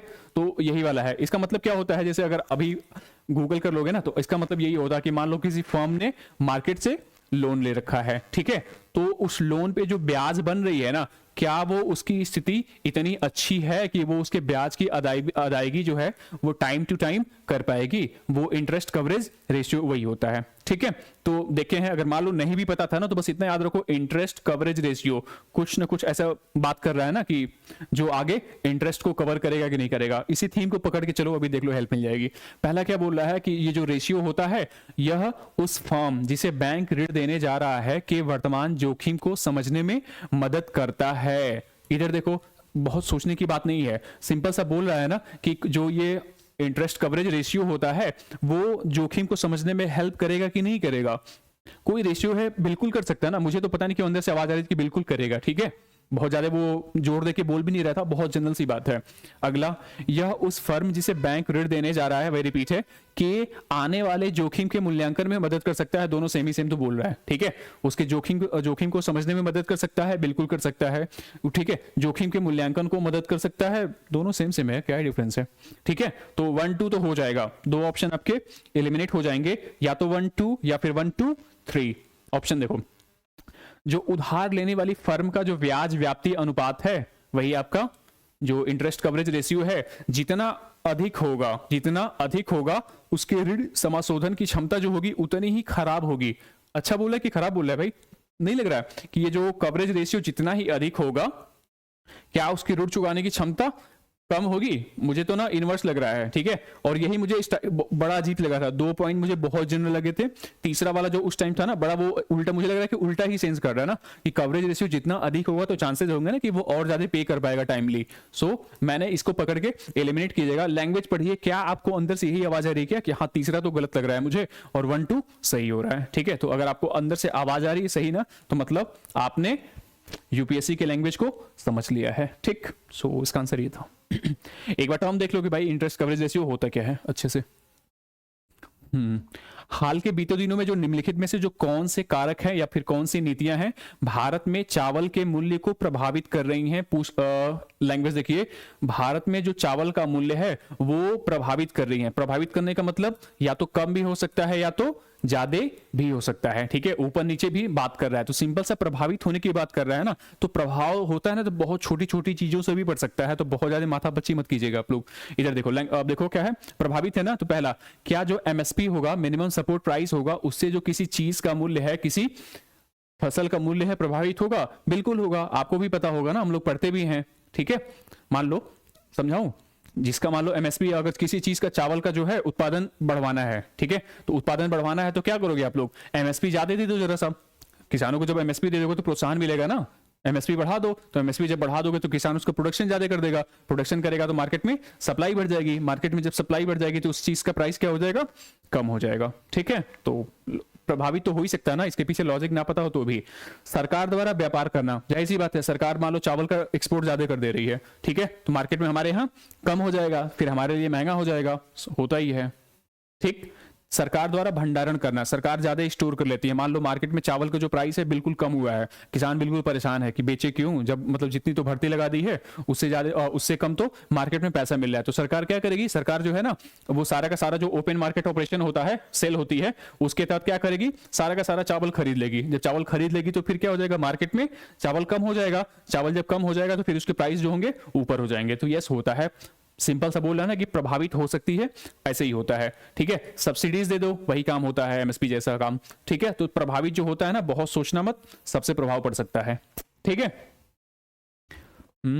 एमएसपी एक नया टर्म मिला है, एमएसपी आप लोग देख लोगे जरा सा, और देखा होता, यही तो हम लोगों ने बोला था ना, आरएनडी करने का मतलब यही होता है। अगर ये किया होता तो 2023 में क्वेश्चन आया हुआ था, ठीक है। एमएसपी होता तो देखते आप एमएसपी होता क्या है, कौन जारी करता है, एक बार पीछे भी पूछ चुका है कि कौन जारी करता है, ठीक है, किसकी सलाह पे। तो हम लोग पढ़ते हैं ना कि जो CC cabinet committee on economics affairs, ये जो होती है ना एमएसपी जारी करती है, लेकिन इसके पीछे जो होता है ना दिमाग कौन लगा के देता है कि एमएसपी कितना होना चाहिए, तो वो जारी करता है कौन सा, कोई कमीशन है, कोई कमीशन है, देख लेना कौन सा आयोग है, उसकी अनुशंसा पे फिर ये सीएसीपी है क्या, सीएसीपी, इसका फुल फॉर्म दिमाग में नहीं आ रहा है, ठीक है, सीएसीपी की अध्यक्षता में मतलब वो रिकमेंड करता है, फिर जो सीसीईए है वो आपका एमएसपी जारी करता है। तो ये सब पूरा डिटेल देख लोगे, फिर ये भी देख लेते हैं आप लोग कि हाँ 22 प्लस एक फसल जो होती है उस पे आपका एमएसपी मिलता है, तो फिर उसमें कौन कौन सी फसलें होती हैं, कितने पल्सेस पे मिलता है, कितने तिलहल पे मिलता है, ठीक है, और कितने जो होते हैं अनाज होता है, कितने अनाज पे मिलता है। सो ये सब मामला था, ठीक है, ऐसा था कुछ, इजी क्वेश्चन था ना। 64 का क्वेश्चन है, पिछले दशक में भारत श्रीलंका व्यापार के मूल्य में सतत वृद्धि हुई है। जस्ट अभी हम लोगों ने पीछे बात की है ना कि जहां कुछ भी सतत बात करे ना फिर वो गलत होने के चांसेस उसके बहुत बढ़ जाते हैं। The value of Indo Sri Lankan trade has consistently, कुछ भी सतत नहीं होता भाई, उतार चढ़ाव सब जगह आते हैं, जिंदगी में भी इकोनॉमी में भी। Consistently increase in the last decade, वो भी वो सोचो पिछले दशक में 10 सालों के अंतराल में बोल रहा है जो ट्रेड है ना वो लगातार इंक्रीज हुआ है। पॉसिबल है क्या? उतार चढ़ाव तो आते रहते हैं ना, सरकारें बदलती हैं तो उनकी नीतियां बदलती हैं तो आपसी संबंध प्रभावित होते हैं, तो वही होता है, उतार चढ़ाव आता है, ठीक है। पहला गलत, या तो 2 या तो 3। भारत और बांग्लादेश के बीच में जो होने वाले व्यापार में जो कपड़े होते हैं और कपड़े से जो बनी चीजें होती हैं उनका व्यापार जो होता है प्रमुख होता है। कुछ लॉजिक लग रहा है? अगर इतना पढ़ा होता आप लोगों ने, आईआर ही पढ़ा होता तो पता होता कि जो भारत होता है और जो बांग्लादेश होता है उनके बीच में जो ट्रेड की एक प्रमुख वस्तु होती है ना वो क्या होती है? कपड़ा होती है। या भी इतना भी नहीं पढ़ा होगा, एटलीस्ट इतना तो पता होगा ना कि जो बांग्लादेश होता है वो टेक्सटाइल के मामले में शानदार काम कर रहा है, ठीक है। टेक्सटाइल में इवन वो भारत को टक्कर दे रहा है, क्या टक्कर नहीं, उससे आगे भी निकला हुआ है, ठीक है। तो बहुत लॉजिक कह रहा था ना कि होना चाहिए, तो दूसरा तो कर सकते थे गेस। तीसरा देख लो, तीसरा क्या पता सही हो जाए। पिछले 5 वर्षों में, जहां ये टाइम फ्रेम दे देना कि पिछले 5 वर्षों में ऐसा ऐसा हो रहा है, चांसेस होते हैं गलत होने के। तो पिछले 5 वर्षों में दक्षिण एशिया में भारत के व्यापार का जो सबसे बड़ा व्यापार भागीदार है वो नेपाल रहा है। कोई बिल्कुल फैक्ट सा बता रहा है ना, जहां एकदम बिल्कुल फैक्ट बात करें ना तो उसके टू द पॉइंट फैक्ट के गलत होने के चांसेस अधिक होते हैं। और ये भी आपको पता होगा, थोड़ा सा डीप में आप पढ़ते होगे ना, तो नेपाल तो नहीं है, नेपाल एक छोटू सा कंट्री है। अब छोटू सा कंट्री से कितना ट्रेड कर लोगे आप लोग, ठीक है। तो ये नहीं है, आई थिंक ये बांग्लादेश है, ठीक है। तो तीसरा इस हिसाब से गलत हो जाएगा। आंसर आपका क्या हो जाएगा? आंसर हो जाएगा बी, ठीक है। Easy question. 65, निम्नलिखित में से किस समूह के सभी चारों देश जो हैं वो G20 के सदस्य हैं? और इजी क्वेश्चन ना, जो हम लोग इंटरनेशनल वाली बॉडीज पढ़ते हैं ना, जो मैंने बात कर दी थी इकोनॉमी वाले में होता है, तो उसको आप लोगों ने पढ़ा होगा, तो पढ़ोगे तो ये भी तो पढ़ते हो फिर ना। क्या क्या पढ़ते हो? किसी भी अगर बॉडी के बारे में पढ़ते हो तो सबसे पहले देखते हैं कि उसकी स्थापना कब हुई है, ठीक है। स्थापना उसकी कब हुई है, उसका हम लोग मुख्यालय पढ़ते हैं कि उसका मुख्यालय कहां पर है, ठीक। फिर उसके पढ़ते हैं कि उसके जो कार्य हैं, उसके कार्य किस क्षेत्र में है, ठीक है, वो किस फील्ड में काम कर रहा है। उसके फिर हम लोग सदस्य भी तो पढ़ते ही होंगे ना कि इसके यहाँ मेंबर कौन कौन हैं। तो बस इसी से क्वेश्चन था। और G20 ऐसा कुछ भी नहीं है ना कि जो हम लोग नहीं जानते हों, ठीक है। G20 अक्सर न्यूज में रहता है, हर महीने तो न्यूज में रही जाता है किसी न किसी कारणवश, ठीक है। तो इसका आंसर, और हर साल इसकी बैठक होती है, तो मतलब एक साल अगर आपने पूरे साल न्यूज पढ़ा होगा ना, तो जब इसकी बैठक रही होगी तो मतलब उस टाइम करंट में आया होगा, जब करंट में आया होगा तो आपने पढ़ रखा होगा उसके बाद, ठीक है। तो ये था, इसका आंसर था कौन सा? इसका आंसर था यही था, पहला वाला, ठीक। हर चीज आप लोग तुक्के में नहीं जाओगे, तुक्का हर जगह तो काम नहीं करेगा ना। अगर तुक्का काम होता तो फिर तो दिक्कत बात है, कुछ पढ़ोगे तभी हेल्प करेगा। सो इजी क्वेश्चन था, होना चाहिए था आप लोगों का। थीम हो गई है तो फिर थीम आई है तो फिर रिपीट कर लो पूरा। तो G20 एक बार फिर से पढ़ लोगे आप लोग, G20 पढ़ोगे तो फिर ऐसे आसियान पढ़ लो, सार्क पढ़ लो, फिर अपना बिम्स्टेक है वो पढ़ लो, OECD पढ़ लो आपका, और कौन कौन सी बॉडी है। तो जितनी बॉडी होती है ना सारी की बॉडी देख लोगे आप लोग, इंपॉर्टेंट जिसको आप लोग जानते हो कि ये न्यूज में आ सकती हैं। ठीक है, इजी क्वेश्चन। इकोनॉमी वाला है, इकोनॉमी के जो पीछे वाला जो चैप्टर्स होते हैं ना, एक चैप्टर तो है पूरी की पूरी बॉडी वहां रहती है। ठीक है, भारत एटलीस्ट भारत जिसका जिसका मेंबर है ना उसके बारे में तो डीप जा ही सकते हो आप लोग, बिल्कुल। 66 क्वेश्चन, जो केसीसी होता है किसान क्रेडिट कार्ड योजना है, उसके अंतर्गत निम्नलिखित में से किन किन उद्देश्यों के लिए कृषकों को अल्पकालीन ऋण समर्थन उपलब्ध कराया जाता है? जरा ध्यान दीजिएगा दो वर्ड पे, एक तो केसीसी हो गया है आपका, दूसरा अल्पकालीन ऋण समर्थन उपलब्ध कराया जाता है। दो चीज पे ध्यान दीजिएगा आप लोग, केसीसी पता होगा, नहीं पता है तो फिर दिक्कत की बात है। ठीक है, होना चाहिए था। जब एग्रीकल्चर इसमें पढ़ते हो ना, तो एग्रीकल्चर में कौन कौन सी बॉडीज है ना जो हेल्प करती हैं, तो उसमें आप लोग केसीसी पढ़ते हो, सरकार द्वारा उठाए गए जो कदम होते हैं। ठीक है, तो पहला इसका है, मान लो जो केसीसी से जो पैसा लेते हो ना, जो उससे जो अल्पकालीन ऋण मिलता है, तो अल्पकालीन ऋण से आप लोग क्या क्या कर सकते हो बताओ? फार्म परिसंपत्तियों के रख रखाव हेतु जो कार्यशील पूंजी होती है, कर सकते हो कि नहीं कर सकते हो? मुझे तो बोल रहा है कि भाई कर सकते हो, मेरे अंदर से आवाज आ रही है। क्या पता आपके अंदर से आवाज नहीं आ रही हो। सिंपल सा बोल रहा है ना कि वर्किंग कैपिटल जो डे टू डे वाली चल रहा होता है ना काम धाम मेंटेनेंस का, उसके लिए बोल रहा है। तो बहुत जनरल सी बात है कि शॉर्ट टर्म मिल रहा है उसे, डे टू डे की जो मेंटेनेंस वाला है वो काम चल जाएगा कि नहीं चल जाएगा? तो मुझे तो लग रहा है चल जाएगा, आपको नहीं लग रहा है तो फिर स्टैंड बाई पे रखिए, क्या पता और आगे हेल्प कर देगा। दूसरा देखो, दूसरा वाला हेल्प कर दिया, जो कंबाइन है, कंबाइन कटाई मशीन है, ट्रैक्टर है, मिनी ट्रक है, उसके क्रय के लिए आप क्या अल्पकालीन ऋण समर्थन लोगे? जो केसीसी जो अल्पकालीन ऋण होता है उससे आप लोग कंबाइन खरीदोगे क्या? उससे फिर जहाज ना ले लो, जहाज ट्रेन नहीं ले लोगे? दूसरा वाला जो है ना बहुत ज्यादा बढ़ा के बोल रहा था, केसीसी के थ्रू आप ये नहीं करोगे। तो दूसरा वाला खत्म कर दो, दूसरा खत्म कर दोगे तो सीधा आपका आंसर आ जाएगा। ठीक है, 1, 3 और 4 एक बार चेक कर लो। और तो यानी कि पहला सही हो गया। उसके बाद तीसरा क्या है? फार्म परिवारों की उपभोग आवश्यकताओं के लिए, वही है उपभोग आवश्यकताओं के लिए हो सकता है। फसल कटाई के बाद के खर्चों के लिए अच्छी बात है, ले सकते हो कि उसके बाद जो भी खर्चा होता है ना उसको रख रखाव के लिए, उसकी प्रोसेसिंग के लिए जो भी होता है। पांचवा क्या बोल रहा है? देखो दो गेस मिला था आपको, एक तो दूसरा से काट सकते थे और अगला पांचवा से भी काट सकते थे। परिवारों के लिए घर निर्माण तथा गांव में शीतागार सुविधा की स्थापना के लिए क्या आपको अल्पकालीन ऋण मिलेगा? अल्पकालीन ऋण मिलेगा, वो भी आप घर बनाओगे, महल बनाओगे अपना गांव में और कोल्ड स्टोरेज फैसिलिटी बनाओगे, तो इन सब के लिए तो बहुत ज्यादा पैसा चाहिए होगा ना। बहुत ज्यादा जब पैसा चाहिए होगा तो क्या वो शॉर्ट टर्म के लिए मिलेगा? नहीं ना। यही होता है। तो देख लोगे एक बार कि एग्रीकल्चर में जो शॉर्ट टर्म होते हैं उनकी मैकेनिज्म क्या होती है शॉर्ट टर्म लोन मिलने की। लॉन्ग टर्म के लिए जो लोन मिलते हैं ना वो शायद भूमि बंधक बैंक से आई थिंक मिलते हैं समथिंग। तो वो वाला अपना थीम रिपीट एक बार देख लोगे आप लोग। ठीक है, केसीसी के बारे में एक बार देख लोगे कि हाँ कब शुरू किया गया था और किसकी समिति पे शुरू किया गया था, देन इसको प्रबंधक इसका कौन है, वगैरह वगैरह। ठीक है, इजी क्वेश्चन। 67, ठीक 67, ये भी है इन्फ्लेशन वाला ही टॉपिक है।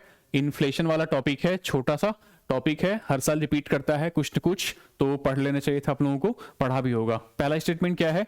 जो खाद्य वस्तुओं का जो उपभोक्ता मूल्य सूचकांक होता है सीपीआई में भार जो होता है उनके थोक मूल्य सूचकांक में दिए गए भार से अधिक होता है। क्या बोल रहा है? दो टर्म है, एक सीपीआई है एक डब्ल्यूपीआई है। तो बोल रहा है जो कि खाद्य वस्तुएं होती हैं उनका जो सीपीआई में भार होता है वो डब्ल्यूपीआई की तुलना से अधिक होता है। पता होगा?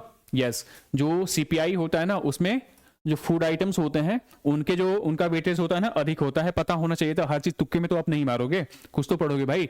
तो ये इन्फ्लेशन वाला जब हम लोग टॉपिक पढ़ते भी है ना तो ये हम लोग बिल्कुल पढ़ते हैं एफपीआई वर्सेस डब्ल्यूपीआई, बिल्कुल एक चार्ट बना के दे रखा है वहीं से पढ़ते हैं। ठीक है, ये वाला था, नहीं हुआ तो करंट अफेयर से भी कर सकते थे आप लोग, यही होता है। दूसरा देखो, डब्ल्यूपीआई जो होता है सेवाओं के मूल्यों में होने वाले परिवर्तनों को नहीं पकड़ता है जैसा कि सीपीआई करता है। बिल्कुल सही है, सीपीआई और डब्ल्यूपीआई में तो यही अंतर होता है कि जो सीपीआई होता है उसमें आप लोग सर्विसेज को इंक्लूड करते हो, जो डब्ल्यूपीआई होता है उसमें सर्विसेज को इंक्लूड नहीं किया जा सकता, किया जाता है। ठीक है, तो दूसरा 1, 2 सही हो जाएगा। दो ऑप्शन गया, अब या तो तीनों सही होगा या फिर पहला आंसर सही हो जाएगा आपका। तीसरा क्या है, भारतीय रिजर्व बैंक ने अब जो मुद्रास्फीति के मुख्य मान हेतु मतलब इन्फ्लेशन को मानने के लिए, देखने के लिए, टारगेट करने के लिए तथा प्रमुख नीतिगत दरों के निर्धारण और परिवर्तन हेतु WPI को अपना लिया है। बिल्कुल फैक्ट बात कर रहा था, पता होना चाहिए था आप लोगों को, नहीं पता है तो फिर ये जाके टॉपिक कंप्लीट करने ना आप लोग।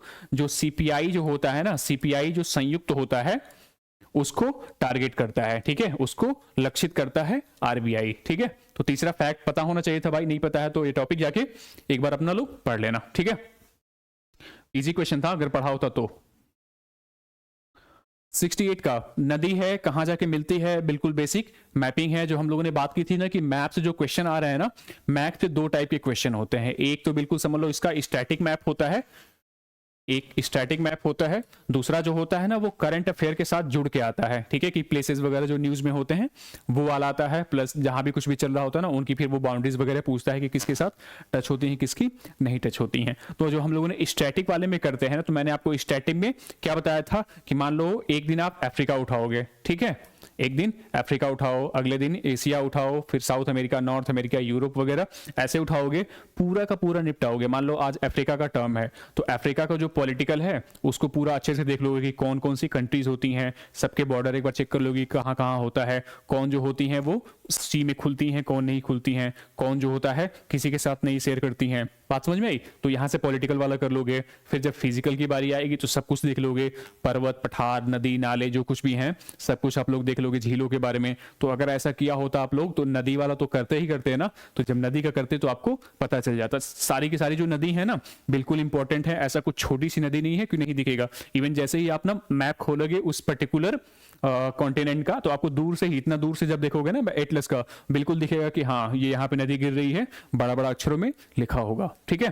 तो मेकोंग रिवर बिल्कुल पढ़ते हो भाई, जब जब आप लोग इधर साउथ ईस्ट एशिया पढ़ोगे ना, सो अपना एशियन कंट्रीज वाला मेकोंग रिवर बिल्कुल दूर से ही आपको दिख जाएगी। और ये जो मेकोंग रिवर होती है ना अंडमान सी में तो नहीं गिरती है। वैसे भी दो दो कारण से आपको पता होना चाहिए था, या तो आप आसियान वाले कंट्री अच्छे से करते उस टाइम आपको पता होता, ठीक है, या फिर अगर आपने एटलीस्ट इंडिया का तो देखा होगा ना कि जो अंडमान सी होता है, अंडमान सी में कोई रिवर तो नहीं गिरती है। आई थिंक वो जो कलादान वाली रिवर है वो साइड गिरती है क्या, बाकी जो मेकोंग रिवर है वो नहीं गिरती है यहाँ पे, ठीक है।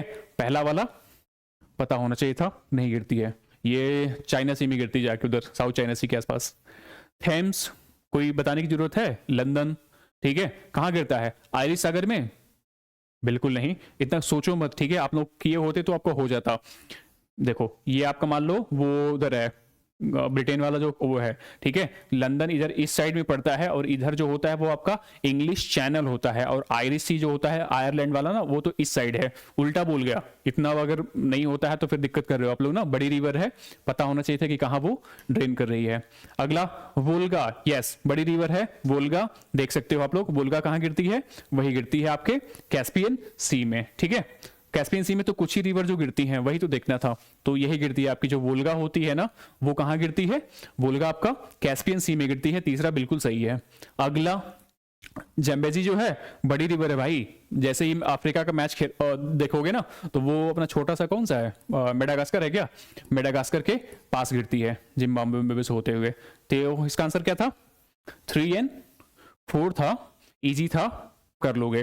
तो वो तो थीम बता दी ना कि कहां से प्रिपेयर कर लोगे। एक काम और कर लोगे आप लोग, देखो जो मेजर मेजर हमारी वाटर बॉडीज है ना एटलीस्ट वही कर लेना, कि जैसे मान लो कैस्पियन सी है, ठीक है, तो कैस्पियन सी में कौन सी रिवर गिरती है उसको देख लोगे।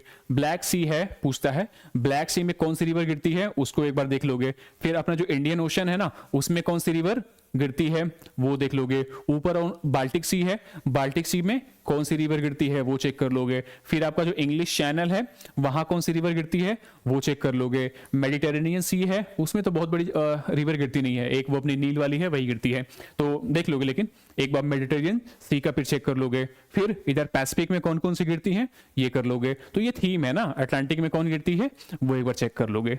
तो ऐसे ही प्रिपेयर करोगे, वेल प्रिपेयर्ड रहोगे ना तो ऐसे ही हो जाएगा आप फिर।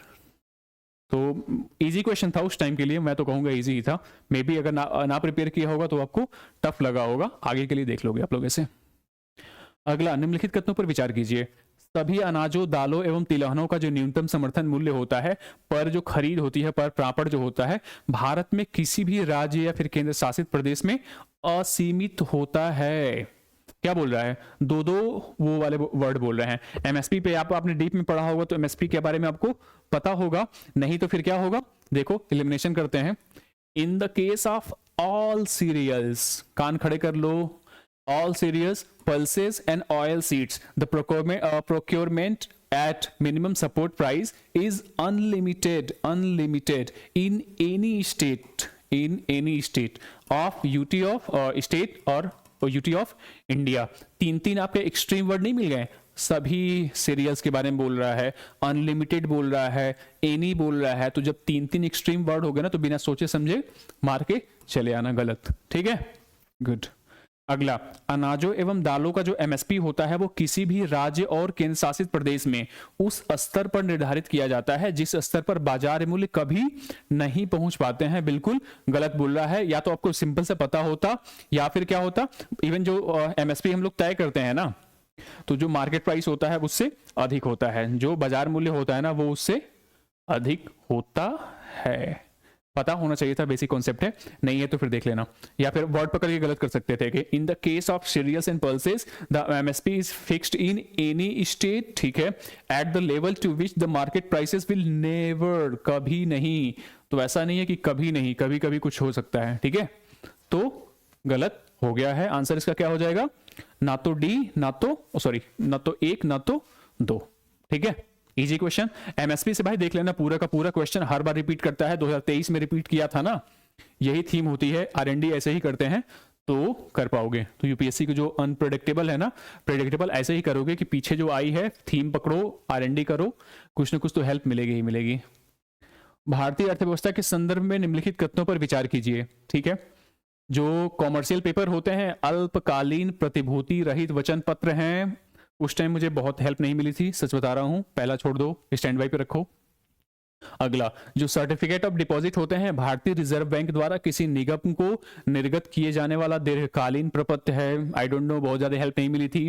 तीसरा लेकिन देख लो, जो काल मनी मार्केट होता है, जो काल मनी इंटरबैंक लेन देन के लिए प्रयुक्त अल्प अवधि का वित्त होता है, बिल्कुल पता होना चाहिए था ना कि जो क्या होता है, जो काल मनी मार्केट होता है ना, इसी को I think marginal standing facility rate इसी को बोलते हैं, एमएसएफआर, तो यस ये यही होता है, इसे ओवरनाइट लोन बोलते हैं, बिल्कुल स्टैटिक टॉपिक है, ठीक है, इसे ही क्या बोलते हैं, ओवरनाइट लोन बोलते हैं। तो तीसरा तो पक्का सही होगा, ठीक है, जब तीसरा पक्का सही होगा तो आपके दो ऑप्शन तो गायब हो गए, मामला आपका 50-50 पे आ गया हुआ है, ठीक है, तो या तो इसका सी हो सकता है या तो डी हो सकता है, चेक कर सकते हैं, 4 वाला चेक कर लो।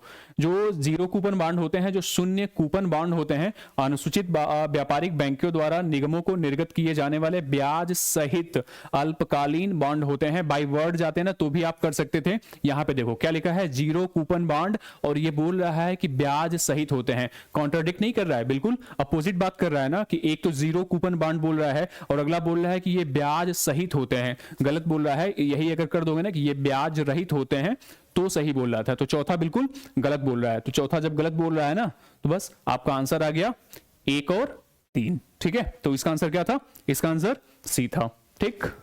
आगे के लिए आप लोग क्या कर लोगे, देखो यहां से थीम रिपीट हो रही है, आप ये जो कॉमर्शियल पेपर होते हैं ना, ये क्या होते हैं, इनको देख लोगे आप लोग, सर्टिफिकेट ऑफ डिपॉजिट्स क्या होते हैं, इनको एक बार देख लोगे आप लोग, जो ये काल मनी मार्केट होता है ना तो वो वाला देख लोगे, एमएसएफआर बोल रहा है वैसे, इसको देख लोगे आप लोग, और ये जो जीरो कूपन बॉन्ड बोल रहा है ना, एक बार इनको कर लोगे आप लोग। तो 4 थीम मिल रही है, 4 थीम आप लोग कर लोगे तो आपका काम बन जाएगा। ये एंशिएंट का क्वेश्चन है, इजी क्वेश्चन था, पढ़ा होगा आप लोग ने, और ये यूपीएससी की थीम है, जो टर्मिनोलॉजी वाला है ना, जो एंशिएंट और मेडिवल की जो टर्मिनोलॉजी है, हर साल क्वेश्चन इससे रिपीट करता है। जैसे पहला स्टेटमेंट क्या बोल रहा है कि जो परिव्राजक होते हैं उनको परित्यागी और भ्रमणकारी बोलते हैं। अगर देखो बुद्धिज्म और जैनिज्म अच्छे से किया होगा ना तो ये बुद्धिज्म का ही बोल रहा था, बिल्कुल सही है। जो परिव्राजक होते हैं ना, आई थिंक वो परित्यागी होते हैं, भ्रमणकारी ही बोलते हैं, ठीक है। अगर नहीं हेल्प कर रहा तो देखो स्टैंड बाई पे रखो, कुछ ना कुछ आगे से हेल्प मिलेगी। दूसरा, जो श्रमण होते हैं वो उच्च पद प्राप्त पुजारी होते हैं। श्रमण का मतलब क्या सेंस कर रहा है, श्रमण मतलब कि सामने बैठ के कुछ सुनने वाला, लिसनर हो जाएगा ना, तो श्रमण मतलब उच्च पद प्राप्त पुजारी, तो उल्टा बोल रहा रहा था, ठीक है। तो ये मुझे देखो वहां पे साउंड किया ना कि बहुत ज्यादा वो कॉन्ट्राडिक्ट करके बोल रहा है नाम से, तो बस दूसरा पकड़ के मैंने वहां पे एलिमिनेट किया था। और जो पहला और जो तीसरा था ना, बहुत ऐसा कुछ नहीं था कि वो गलत हो सकता था, तो मैं इस बेस पे ऐसे गया था और मेरा आंसर आई थिंक सही था, 71 का बी, ठीक है। बाकी जो ये उपासक क्या है, उपासक बौद्ध धर्म का जो साधारण अनुगामी होता है उसे उपासक बोलते हैं। तो यस, दूसरा वाला की था, ठीक है। दूसरा को पकड़ के आप करते तो आपका आंसर आ सकता था। इजी क्वेश्चन था ना, करने के लिए ऐसे था। आगे के लिए आप लोग क्या करोगे, जो एंशिएंट और मेडिएवल है ना, उसकी थीम आप लोग ऐसे पढ़ लोगे, ठीक। Easy question. इन्वायरमेंट का क्वेश्चन, भारतीय हाथियों के संदर्भ में निम्नलिखित कथनों पर विचार कीजिए। जो इंडियन एलिफेंट्स होती हैं ना, उनके बारे में देखो। ये कुछ लोगों के लिए उस टाइम लगा था ना कि कुछ भी पूछ रहा है, मतलब हम लोग वो जू में जाने की तैयारी थोड़ी कर रहे हैं, लोग हु हल्ला मचाया था उस टाइम ना। लेकिन एक्चुअली हुआ क्या था ना, उस टाइम जो हुआ था वो एलिफेंट का सेंसस रिलीज हुआ था, ठीक है। ये सेंसस रिलीज हुआ था, तो एटलीस्ट जो चौथा वाला पॉइंट है आपको बिल्कुल पता होना चाहिए था कि जो भारत के राज्यों में जो हाथियों की जो सर्वाधिक जनसंख्या है ना, जीव संख्या है, वो केरल में तो नहीं थी। ये वाला फैक्ट आपको पता होना चाहिए था। ये करंट अफेयर का क्वेश्चन था। जब इन्वायरमेंट का आप करंट अफेयर करते उस टाइम में, तो आपको पता होता कि जो हाथियों की जो सबसे अधिक संख्या है वो केरला में ना होकर कहां थी, आई थिंक कर्नाटका में थी, ठीक है। तो चौथा तो इस बेस पे आप एलिमिनेट कर सकते थे, ठीक है। बाकी आप 50-50 का मामला आ गया, यानी कि क्वेश्चन तो करना ही था। तो फिर देखो कौन सा क्वेश्चन सही हो रहा था। पहला क्या है, हाथियों के समूह का जो नेतृत्व होता है मादा करती है। देखो पता नहीं, अगर पढ़ा होगा तो आपको पता होता कि यस, जो हाथियों का जो ग्रुप होता है ना, वो उसकी जो लीडर होती है वो एक मैट्री आर्क होती है। जो सबसे बूढ़ी हथनी होती है ना, उनके ग्रुप का नेतृत्व करती है। जो अगर वही नेट जियो देखोगे ना, नेशनल जियोग्राफिक, तो फिर आपको पता चल जाएगा कि होता है। दूसरा, हाथी की जो अधिकतम गर्भावधि जो होती है वो 22 मास तक हो सकती है। 50-50 का मामला था। देखो ये तो मुझे पता था बिल्कुल, ये जो पहला वाला फैक्ट था ना, बिल्कुल मुझे पता था कि हाँ एक मैट्रियार्क होती है। दूसरा, ये जनरल वाला आप लोग सुनते होंगे ना कि जो हाथी का जो गेस्टेशन पीरियड होता है ना, वो क्या होता है, जानवरों में सबसे अधिक तो नहीं होता, लेकिन क्या होता है ना, जितने जानवर होते हैं ना उसमें अधिक ही होता है लगभग, ठीक है। जो कुछ 4-5 जानवर होते हैं जिनका गेस्टेशन पीरियड अधिक होता है, उनमें हाथियों का भी नाम आता है। तो 50-50 मामला था, 1-2 आप ले सकते थे, ठीक है।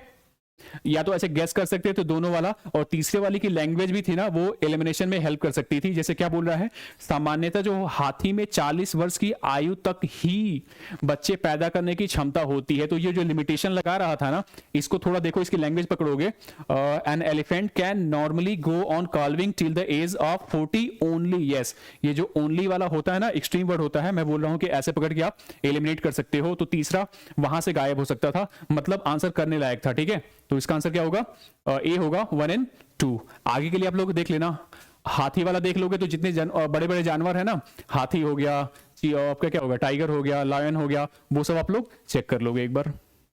और हाथी का, हाँ, जो इंडियन एलिफेंट होता है वो और जो अफ्रीकन एलिफेंट होता है वो, इन दोनों के बीच में एक बार डिफरेंस देख लेना आप लोग। ये जो निम्नलिखित में से जो कौन सा है वो संरक्षित क्षेत्र कावेरी बेसिन में स्थित होता है, कावेरी बेसिन में स्थित होता है। आगे के लिए आप लोग क्या कर लोगे ना, जो हमारे यहाँ 18 बायोस्फीयर रिजर्व होते हैं ना, एक बार उनकी लोकेशन देख लेना, उनमें कौन कौन से आते हैं वो चेक कर लेना। ये यूपीएससी की थीम है, ऐसे ही पूछती है। सिर्फ 18 है, पूरा आप लोग चेक कर सकते हो कि क्या क्या हो सकता है। तो इसमें से कावेरी बेसिन की पूछ रहा था ना, इसमें जरा आप लोग ध्यान दोगे तो ये जो पापीकोंडा राष्ट्रीय उद्यान है ना, एटलीस्ट बाय नेम पता होगा कि जो पापीकोंडा राष्ट्रीय उद्यान होता है वो आंध्रा साइड में पड़ता है, ठीक है। बाकी जो 3 होते हैं ना वो आपके नीलगिरी वाले हैं, ठीक है। तो इसका आंसर उस टाइम क्या था, 1, 3 एंड 4 था। 2 पकड़ के आप एलिमिनेट करते, जब 2 पकड़ के एलिमिनेट करते हैं ना, तो बी बचता और सी बचता। मामला 50-50 का था। फिर आपको थोड़ा सा पता होना चाहिए कि हाँ ये जो कावेरी रिवर बेसिन होता है उसके आसपास कौन हो सकते हैं। तो आगे के लिए थीम यही है कि जितने आपके बायोस्फीयर रिजर्व होते हैं ना, या जो अक्सर आप लोग नाम में सुनते हो जो कंजर्वेशन रिजर्व्स होते हैं, तो उनके आसपास किस नदी से गुजरते हैं वो आप लोग एक बार चेक कर लोगे। करने का तरीका ये था, ठीक है। तो इसका आंसर आई थिंक क्या था, 1, 3 एंड 4 था, ठीक। 73rd का जी, ठीक है, इसका आंसर यही था। 74th का, भारत की जैव विविधता के संदर्भ में जो Ceylon frogmouth coppersmith barbet, grey chinned minivet और व्हाइट थ्रोटेड रेड स्टॉर्ट है। ये सब क्या है? सिंपल से पूछ रहे हैं कि ये किसके नाम है। यूपीएससी की ये पीछे क्वेश्चन रिपीट हो चुका है, सिंपल ऐसे ही पूछ रखा था कि ये क्या है। ठीक है, नाम से अगर पढ़ोगे ना, अगर आपने पढ़ रखा होगा तो जो हम लोग बर्ड्स के नाम पढ़ते हैं ना, जो बर्ड्स के नाम होते हैं ना, उनके फिजिकल जो कैरेक्टर होते हैं ना, उन्हीं से रिलेट करके होता है। तो जरा देखो ना क्या लिखा हुआ है, copper Smith barbet, grey chinned minivet. यहां देखो क्या लिख रहा है, जिनका जो चिन्ह होता है ना वो ग्रे होता है, मिनीवेट पक्षियों का नाम बिल्कुल ऐसे ही रखते हैं। ग्री चेंड मिनीवेट हो गया है, व्हाइट थ्रोटेड रेड स्टार्ट हो गया है, जिसका थ्रोट जो होगा व्हाइट होगा। तो जो ये नाम होते हैं ना पक्षियों के होते हैं। अगर आप नाम अगर पहले सुन रखा होगा ना, बिल्कुल देखते ही आप लोग गेस कर सकते थे कि ये पक्षियों के नाम जो होते हैं ऐसे ही होते हैं। सांपों के नाम ऐसे नहीं होते हैं, इनके नाम ऐसे नहीं होते हैं, प्राइमेट के नाम ऐसे नहीं होते, पक्षियों के होते हैं। बाय गेस जा सकते थे। ठीक है, 74 का ए। भारतीय अनूप मृग जो बारहसिंगा होता है, उसकी उपजाति जो पक्की भूमि पर फलती फूलती है और केवल घास बख्शी है, के संरक्षण के लिए निम्नलिखित में से कौन सा संरक्षित क्षेत्र प्रसिद्ध है? ये तो भाई देखो आप लोगों को बिल्कुल पता होना चाहिए था, मतलब देखो पता नहीं होना चाहिए जरूरी नहीं है, लेकिन अगर आपने पढ़ा होता ना तो शायद कर सकते थे। जहां से मैंने किया था ना, जो मैंने नेशनल पार्क्स वगैरह तैयार किए थे, तो मैंने ये वाला कान्हा वाला पढ़ा था। एक्चुअली क्या है, जब कान्हा का जब पढ़ा था ना, तो उन्होंने बोला था कि जो ये भूर सिंह, देखो हर जो जगह होती है ना उसका एक वो होता है, कोई स्पीसीज होती है ना, तो उसका जो वो होता है ना, जो क्या बोलते हैं शुभंकर टाइप का, तो उसका नाम था एक भूर सिंह नाम का, जो उन्होंने बना रखा था, जो स्टैग बना रखा था ना, ये जो ये बना रखा था आपका बारहसिंघा, ठीक है, वो उसका शुभंकर था। तो बाई नेम मुझे याद था कि ये जो भूर सिंह था वो कान्हा नेशनल पार्क का शुभंकर था। बाय द वे अगर नहीं पता ना तो ये क्वेश्चन टफ होने वाला था आपका। ठीक है, कि जो भारतीय अनूप मृग होता है वो कहाँ पे पाया जाता है। तो मुझे तो जस्ट तुरंत पता था कि अगर जहां पे ये मृग आया था मैंने यहीं पे मारा था। गेस करने के लिए आप लोग क्या कर सकते थे, एक ऑप्शन बस एलिमिनेट हो रहा था भाई, ये जो मुदुमलाई वन्य जीव अभ्यारण्य है ना, यहाँ तो स्टैग वगैरह की पॉपुलेशन बहुत ज्यादा पाई नहीं जाती है। बाकी या तो आपको पता होना चाहिए था, वरना फिर छोड़ भी सकते थे, सारे क्वेश्चन आपको करने भी नहीं होते हैं। ठीक है, तो ऐसे क्वेश्चन था। आगे के लिए आप लोग क्या करोगे, ये जो चार नाम मिल गए हैं तो चारों नाम एक बार देख लेना। जो मेजर आपके नेशनल पार्क्स होते हैं, वाइल्ड लाइफ सेंचुरीज होती हैं, बायोस्फीयर रिजर्व्स होते हैं, एक बार उनको अच्छे से आप लोग प्रिपेयर कर लो सब कुछ, कि कौन उसका जो प्रमुख जानवर होता है वो कहाँ पाया जाता है, कोई नदी वदी गुजरती है तो। ठीक है, तो आज 2020 का ये तीसरा वाला था, 75 क्वेश्चन हो गया। आई होप आप लोग कुछ तो रिलेट कर पा रहे होगे, कुछ कॉन्फिडेंस आ रहा होगा। ठीक है, तो आज के लिए इतना ही, थैंक यू।